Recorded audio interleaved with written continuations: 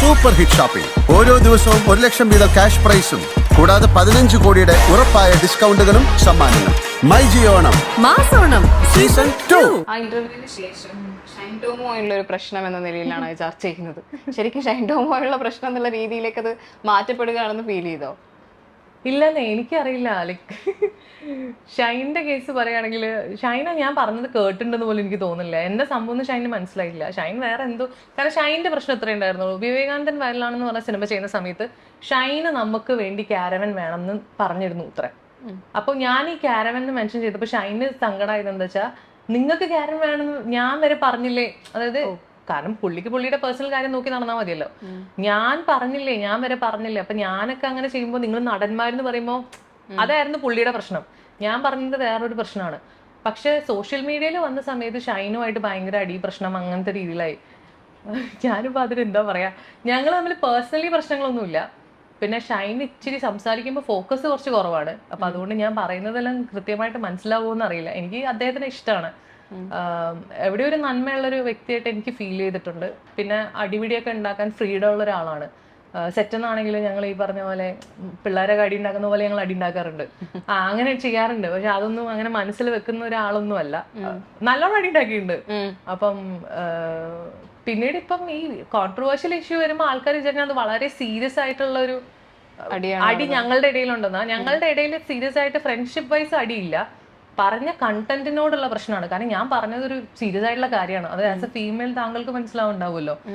നമുക്ക് ബാത്റൂം പോകാൻ പറ്റാതിരിക്കുക, അല്ലെ പീരിയഡ്സിന്റെ സമയത്ത് ഉണ്ടാവുന്ന ബുദ്ധിമുട്ടെന്നൊക്കെ പറയുന്നത് നമുക്ക് റിലേറ്റ് ചെയ്യാൻ പറ്റുന്ന കാര്യമാണ്.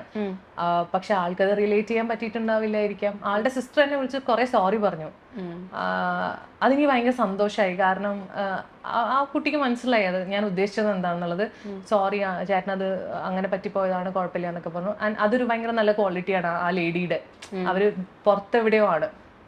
പിന്നീട് ഇപ്പൊ ചേഞ്ചസ് ഒക്കെ വരുന്നുണ്ടല്ലോ. അപ്പൊ നമുക്ക് നോക്കാം. ഇപ്പൊ മസ്റ്റ് നീഡ് അത് മാറണം, ഇതൊക്കെ ഞങ്ങൾക്ക് ആവശ്യമുണ്ട് എന്ന് ഫീൽ ചെയ്യുന്ന ഒരു സെറ്റിൽ ഫീൽ ചെയ്യുന്നത് എന്താണ്?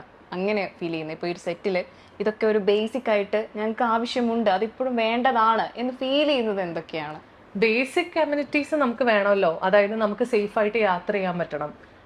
പിന്നെ നമുക്ക് സേഫ് ആയിട്ട് താമസിക്കാൻ പറ്റണം. കാരണം 10-15 ദിവസം നമ്മളൊരു സെറ്റിൽ പോയിട്ട് നിൽക്കുക എന്ന് പറയുമ്പോൾ 15 ദിവസം നമ്മൾ സേഫ് ആയിട്ടുള്ള ഒരു സ്പേസ്, നമ്മളുടെ സേഫ്റ്റി നമ്മൾ ഉറപ്പാക്കണം. നമ്മൾ സേഫ് ആയിട്ടുള്ളൊരു, അപ്പം താങ്കൾ ജോലി ചെയ്യുന്ന ഒരു സ്ഥലം സേഫ് അല്ല എന്നുണ്ടെങ്കിൽ ഉറപ്പായിട്ടും ഒന്നെങ്കിൽ വീട്ടിൽ നിന്ന് ആളുകൾ ചോദിക്കാനുണ്ടാവും, അല്ലെങ്കിൽ താങ്കൾ ഇവിടെ പ്രശ്നം ഉണ്ടാക്കി കഴിഞ്ഞാൽ അവരത് ചെയ്തു തരും. അങ്ങനെയാണല്ലോ വേണ്ടത്. അപ്പോൾ ബേസിക്കലി സേഫായിട്ട് ട്രാവൽ ചെയ്യുക, സ്റ്റേ ചെയ്യുക എന്നുള്ളതാണ്. പിന്നെ ഈ പറഞ്ഞ പോലെ നമുക്ക് വാഷ്റൂം, സ്ത്രീകളാകുമ്പോൾ അത് വളരെ ഇമ്പോർട്ടൻ്റ് ആണ്. ഡ്രസ്സ് ചേഞ്ച് ചെയ്യാനുള്ള ഒരു സ്പേസ്, വാഷ്റൂം എല്ലാം കൂടെ ഒരു റൂമായാലും മതി, അല്ലെങ്കിൽ ഒരു എന്താ പറയാ ഒരു വീട് തന്നാലും. പിന്നെ ഈ ക്യാരവനിലേക്ക് കയറാൻ പാടില്ല എന്നൊക്കെ പറയുന്ന ഓരോരുത്തർ പേഴ്സണൽ ഇതല്ലേ. ഇപ്പൊ എനിക്കൊരു ക്യാരവൻ തന്നിട്ട് വേറൊരാള് ഒരു ലേഡി വന്നിട്ട് ഒന്ന് വാഷ്റൂം പോക്കോട്ടെ എന്ന് ചോദിച്ചു കഴിഞ്ഞാൽ ഞങ്ങള് പൊക്കോന്ന് പറയും. പക്ഷെ ഞാൻ പറയും, വിവേകാനന്ദൻ വയലാണ് ചെയ്യുന്ന സമയത്ത് ഞാൻ സ്വാസികയുടെ 3 അസിസ്റ്റൻസ്, എൻ്റെ ഒരു അസിസ്റ്റന്റ്. അപ്പൊ എത്ര പേരായി? 5-6 പേരായില്ലേ.